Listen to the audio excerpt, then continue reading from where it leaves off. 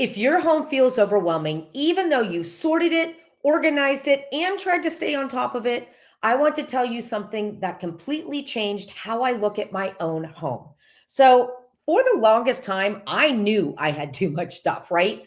But that wasn't actually the entire problem. The problem was this: I had too much stuff for the space I was living in right now.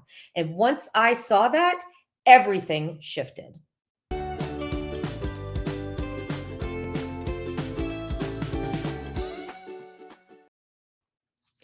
Hey there, I'm Tracy Lynn, and I teach women how to right size their homes. And today, I want to share a big realization I had when I finally stepped back and looked at my own space.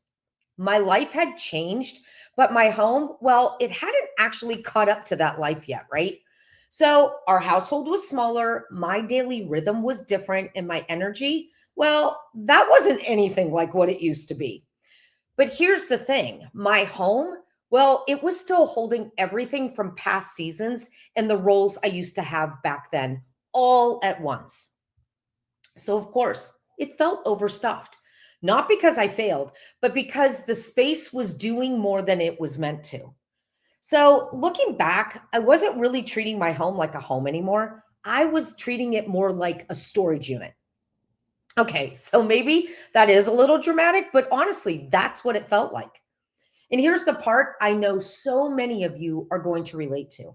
I had organized, I had done all the things I was taught.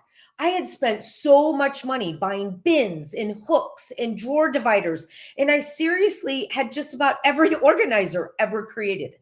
But all of that still didn't fix the problem because organizing doesn't fix a space that's holding too much stuff. It's like putting a band aid on something that needs a completely different approach, right? It might help for a minute, but it's never going to last. And that's when I realized something important. Even an organized home can still feel frustrating. When there's too much stuff, it tends to compete for the space that you have. Okay, so what finally helped me, it wasn't trying harder, which I'm sure you're glad to hear that, right? It was realizing that my home has limits just like we do. And when life changes, those limits, well, they actually matter. So when your life shifts, but your stuff doesn't, you start stacking new things on top of old things.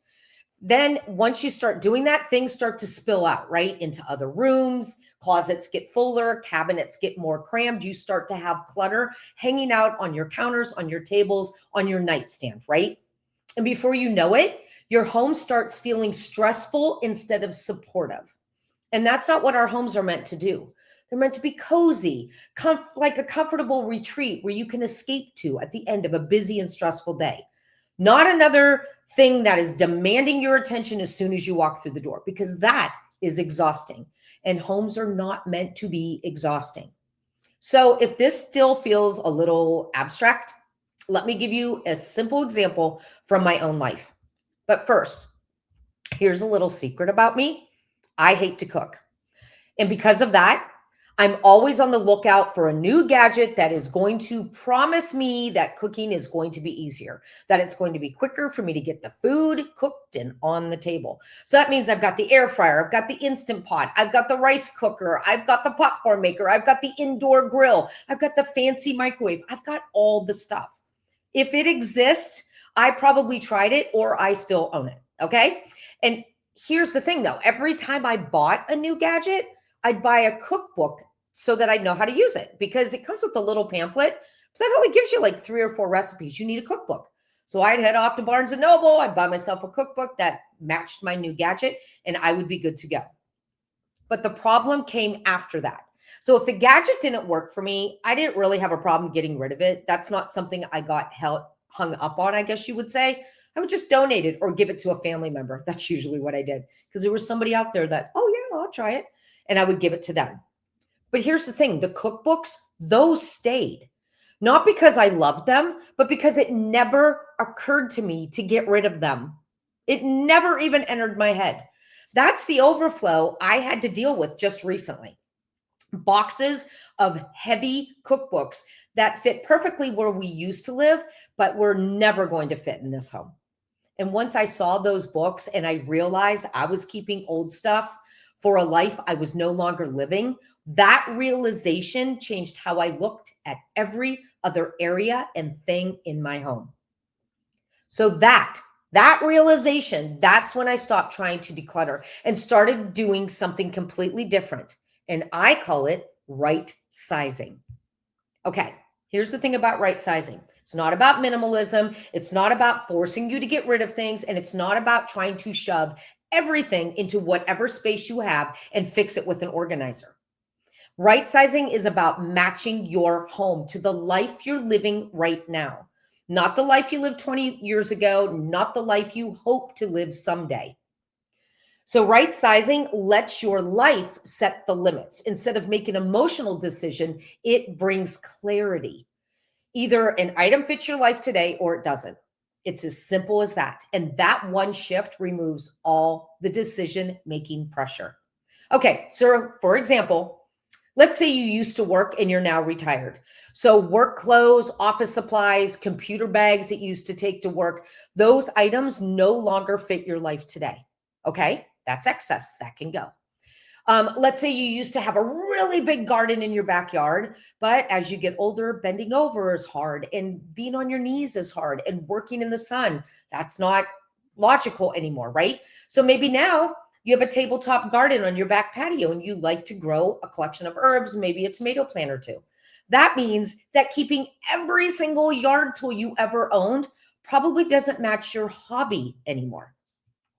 Right sizing looks at your life today and chooses the things that support it. What's left? Well, that's simply excess. And you can let that go without feeling guilty because your life is making the decisions, not you. And that makes all the difference. Whew. Okay. So if your home feels overwhelming today, I want you to hear this clearly. Are you ready? Doesn't mean you failed. It doesn't mean you waited too long. And it definitely doesn't mean you did it all wrong. It just means your space is holding more than it was meant to hold. And you need an approach that's practical and actually sticks. One that sticks forever. Doesn't that sound awesome?